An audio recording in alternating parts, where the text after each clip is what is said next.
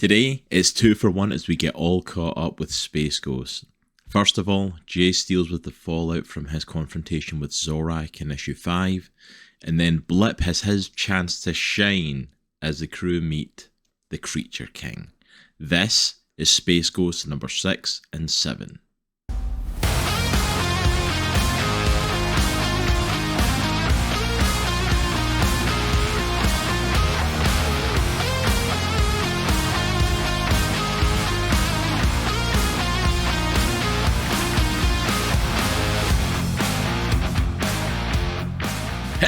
Hello there, Comic Clan, and welcome to Comics in the Cross, the greatest YouTubers that you've never heard of. I, of course, am your host for today, Cross, and we are back with another review, and today we're checking out Space Ghost issues 6 and 7, getting caught up on all that crossover stuff from Crosstober when we were looking at all the horror stuff. But this is a series I had to get caught up on and bring you guys all up to speed on. We are super excited to be jumping back into some more Space Ghost today. But before we get started, please go on down there and hit that subscribe button if you haven't already. We're trying to hit up to 200 subscribers, so if you could really help us out to reach that, we would greatly appreciate it. Also as well, a card will be appearing up in the corner there to take you if you have missed out on any of our reviews on Space Ghost issues 1 through 5, or if you missed the conversation we got to have with David Pepose, the writer of Space Ghost a few months ago.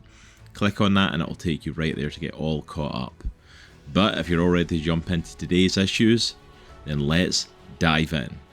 Space Ghosts number 6 and 7 are written by David Pepose with artwork from Jonathan Law. Colours are by Andrew Dalhouse and lettering from Taylor Esposito. Our issue begins with the head of Robocorp, Dr. Xander Eibel, reaching out to contact the villain Moltar, a classic Space Ghost villain making his series debut for this comic run.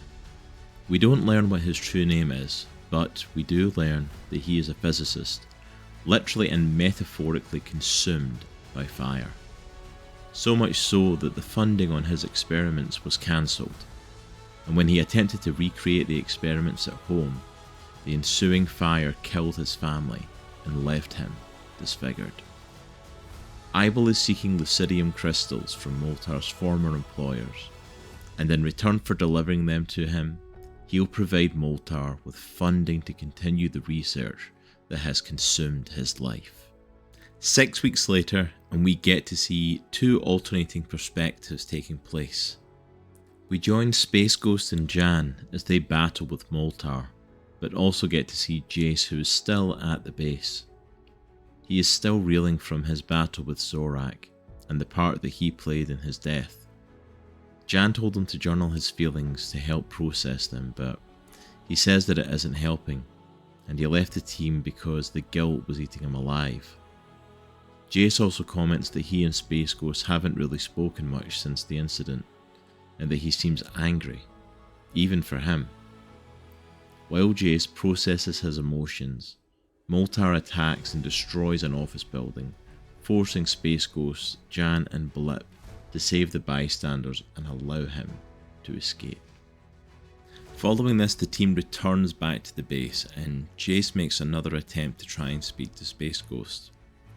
Space Ghost, however, blows him off completely with a very generic kind of answer about how he doesn't think he should go on this next mission and isn't ready to get back in there.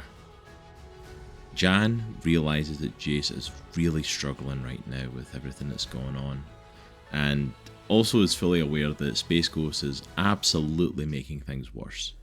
So she takes it upon herself to enlist Blip and have the two of them try and make Jace feel better and give him something to take his mind off of everything. Jan decides that the best thing to get him invested in is the new elemental cannon that they've attached to the Phantom Cruiser. A new weapon on the ship based on Space Ghost's power bands, but they haven't been able to crack the modulation system, and thought that it'd be time for a tech genius like Jace to step up and have a try at it. Following the battle with Space Ghost, Dr. Eibel reaches back out to Moltar and he is absolutely furious with him. He says that he was meant to go and get the crystals for him, not draw out Space Ghost and make this 10 times harder. Moltar, however, is unfazed by this. He tells Dr. Eibel that he simply had to test a hypothesis that he had, like any good scientist. Space Ghost seems to appear any time that Robocore is involved in something, so he wanted to try a minor attack to draw him out, partially to confirm that he would show up, and partially to confirm what the melting temperature of his force fields were for the next time that they faced off. Moltar now feels like he has what he needs, and it's time for the main event. He goes to Contra Industries to obtain the Lucidium crystals, and to his credit he attempts to go to the front desk and just ask where the Lucidium lab is. Unfortunately, the front desk isn't very cooperative with his request and calls security on him.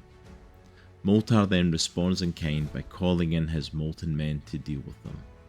Space Ghost is already on his way to Contra Industries. He's accompanied by Jan, Blip, and on this occasion Jace, although he's decided to just stay in the ship. Jace says that he feels guilty about staying in the ship, but he realises that the people down on the ground need heroes, not liabilities right now. Space Ghost, Jan and Blip drop from the ship and straight into the burning Contra Industries building.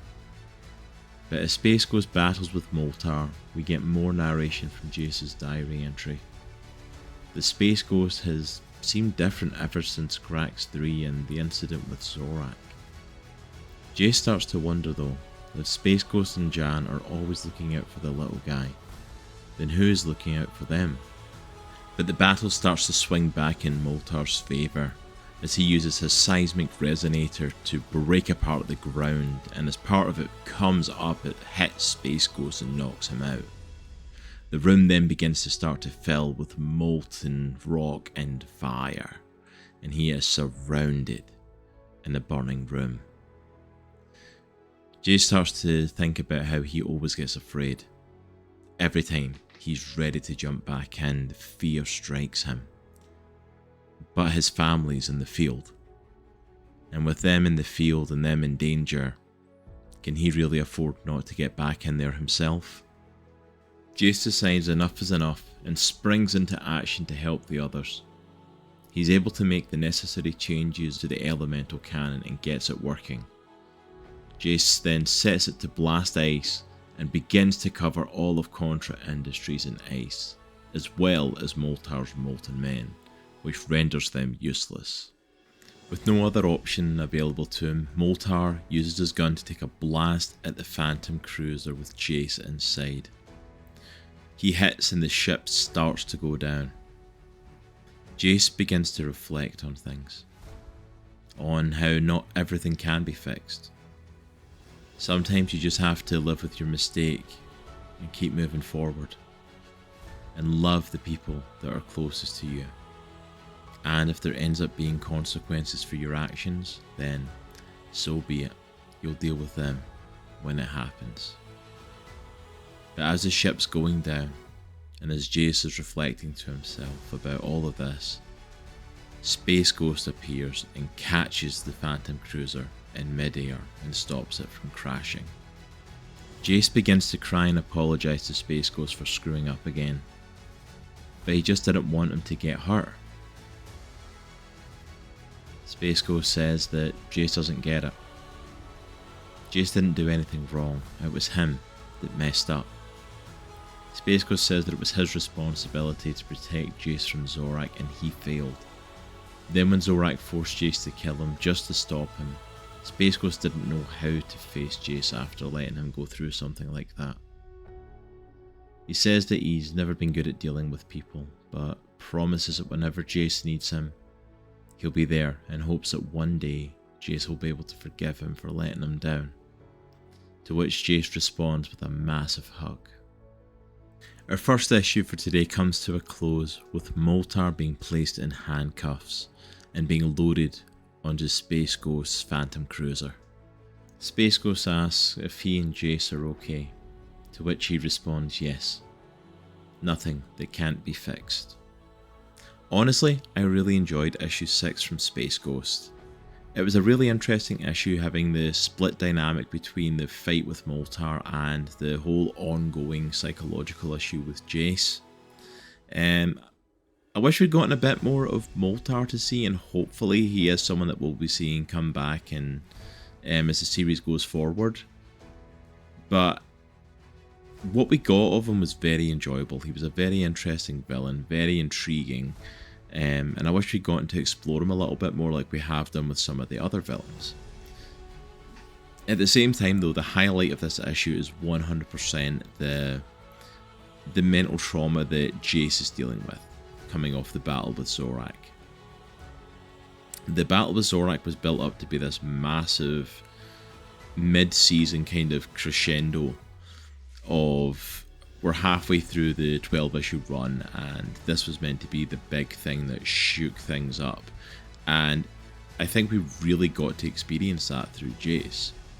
The fact that Jace did do the right thing in killing Zorak, he did do the right thing to save the universe, to save everybody within it, but still has to deal with the weight of being a kid that just took someone's life. And I like the fact that they didn't shy away from that. I like the fact that we got to experience and explore that. In fact, I would like to have seen that continued further. Again though, as I mentioned, this is a 12 issue run, so I think an issue dedicated to it is probably as much as they were willing to give it, considering the situation with the 12 issues. And with our conversation with David Pepose a few months ago, and some of the stuff that he told us is coming up, they obviously want to allow as much time and allot as much time to that as possible. So it wasn't something that they could fully explore, but I would love to have seen this explored in a longer series given more time, of what does that do? Taking someone's life, what is the actual weight of that a hero carries?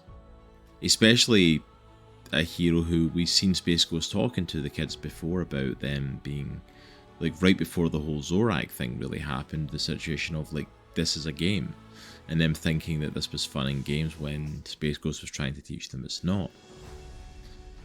But in saying like that dynamic and not getting to fully explore it, I did like the dynamic with Space Ghost and Jace and their conversation at the end of the issue.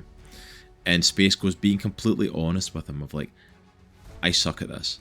I suck at people. I suck at interacting and doing the right thing and interacting in the way that I'm meant to. And I didn't know how to look you in the eye, having let you go on through that when it was my job to protect you. And it really gave you the feeling of how Space Ghost views these kids now, not just as sidekicks, but as his responsibility, his family for protecting. And it was really cool to see that dynamic and to see that. I would love to have seen that explored more, but for the little we got of it, it was absolutely worthwhile.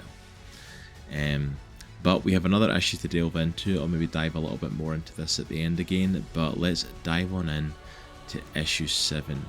And issue 7 begins at the wreckage of the Phantom Cruiser. The team had been investigating a signal from the planet Halcyon and were shot down. As Jace begins to wake, he hears a voice catching him up on the situation and says that it was only time to pull one person from the wreckage, and he chose Jace due to his age and hoping his still developing brain could resist the encephalorays longer. As Jace tries to get his bearings, he finds that the person saying all of this to him is none other than Blip the monkey. Jan and Space Ghost have been captured by a number of animals that seem to live on the planet. Just like we're seeing in Blip, they too seem to have increased intelligence, whereas Space Ghost and Jan are on the other side of things and seem to have a diminishing mental capability. The change in intellect of who is sentient and who is primitive comes thanks to the self-proclaimed Creature King, an anthropomorphic bat dressed head to toe in a very regal looking emerald green attire. Jace and Blip begin making their way through the jungle and come across a massive temple-like structure that is infused with Robocore technology. Blip is able to deduce that they are trying to recreate the functionality of the chip that he has that gives him his increased intellect, only instead of for one animal, this is trying to do it on a planetary scale. As they draw closer, Jace begins to really struggle as his mind starts to worsen. As Blip tries to help his friend, they are confronted by a group of the Creature King's men sent to look for them. They consider Blip human-loving filth and want to take him in for treason against the Creature King. Blip retorts that he never voted for him and has issues with a kingdom built on suffering. As he is able to gun down one of the soldiers, Jace jumps at another, knocking them both over a cliff. Blip springs into action with his jetpack and is able to catch Jace before the worst can happen, and he hits the rocks below. Jace apologises, but Blip tells him that there's no need. He understands his animal nature is consuming and driving his mind, but they need to find the encephalary before it is too late. Space Ghost and Jan are used for the amusement of the Creature King and his followers, as the two of them are pitted against each other in a fight to the death. Amazingly though, both are able to retain their minds enough to fight against this order from the Creature King, which leads to him releasing a massive red gorilla known as the Moon Ape into the fighting arena to battle with them, with a singular directive: destroy the Space Ghost. Blip makes his way to the encephalary. He's able to dispatch the guards fairly quickly along with the help of Jace, who he wasn't expecting to show up and help, due to the fact that Jace is pretty much almost mentally completely gone at this time. But after the dispatch of the guards, a stray gunfire shot has taken out the main terminal, which means that they're going to have to go to the tower directly in order to shut off the encephalary and stop the effect that it's having. They hear fighting coming from within the arena, and Blip gives basic instructions to Jace as well as arming him with an electro spear in the hopes that he'll be able to get in there and aid Jan and Space Ghost while he goes to disable the tower. Jace enters the arena, catching the Moon Ape by surprise, and he, Jan and Space Ghost attempt to rally against their powerful opponent and hold on while Blip heads to the tower. Blip runs into the Creature King's guards, who attack and question why he would choose the humans over the other animals, and he tells them because they gave him more than a kingdom. More than food and shelter, they gave him a family, and he's not going to let his family down. The guards chase Blip through the air, and he arrives at the antenna of the encephalary, but before he can blast it, he is tackled and pinned down. Blip is able to keep the guards talking long enough to distract them, while he grabs his gun with his tail and fires on the antenna, deactivating the signal and restoring everyone to their original intellect.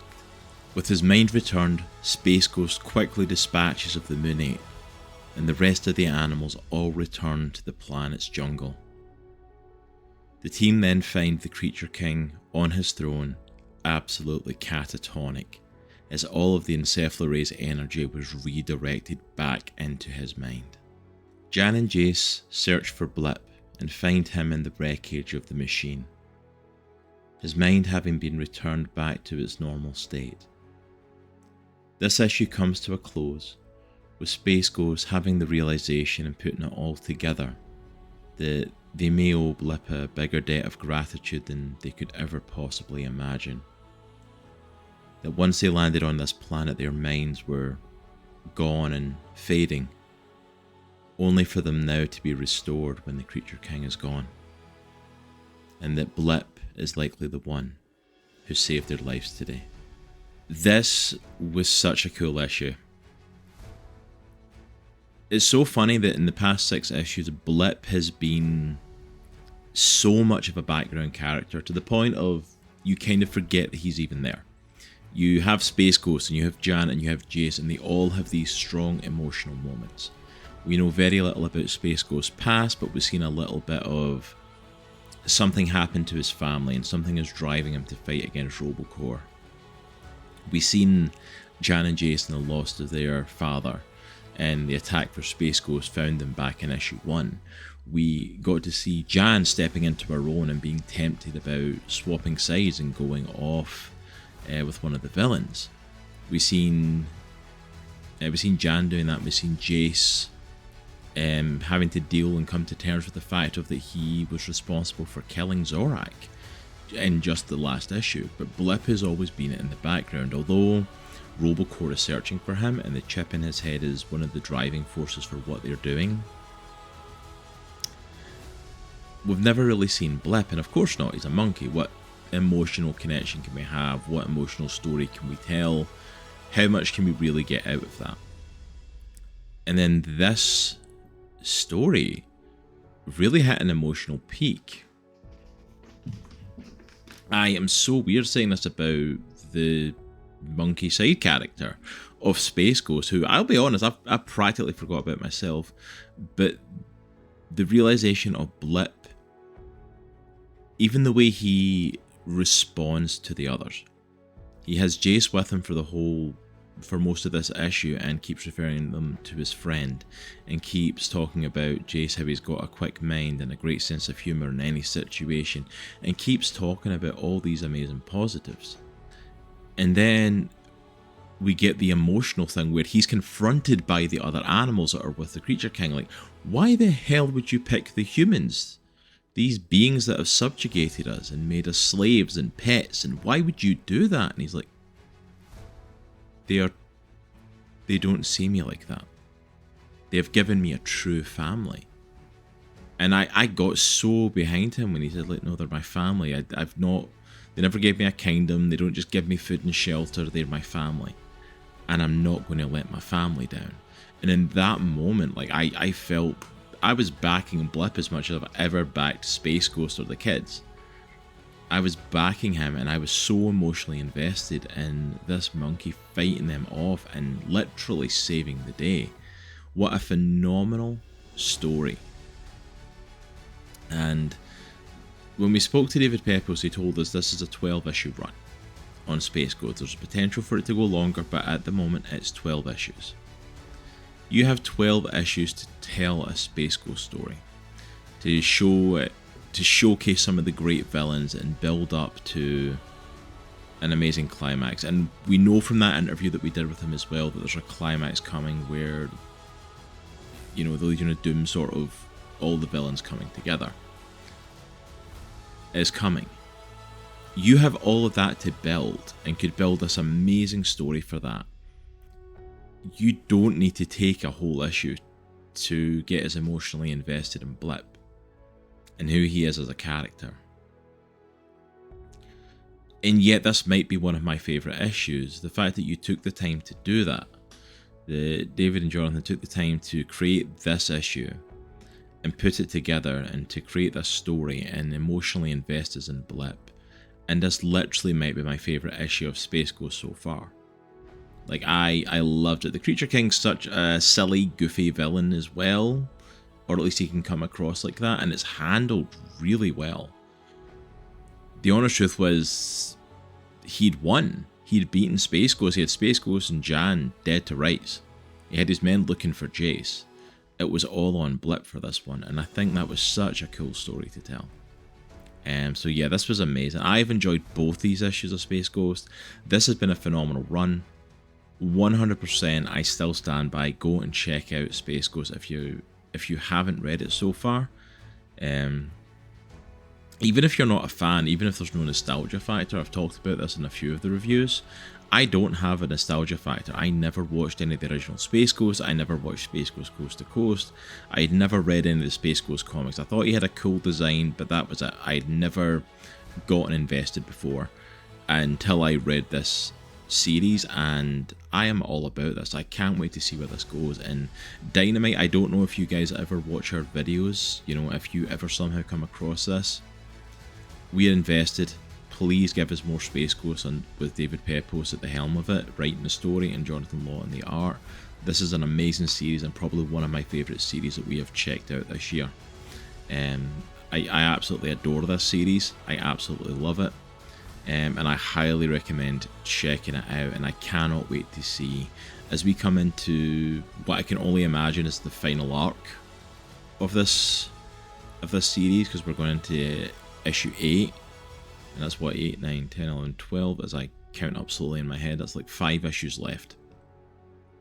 We're coming into the home stretch, of this series, and I cannot wait to see what they do with it. So please go check it out. Please go and grab Space Ghost for yourself. You will not be disappointed in this one.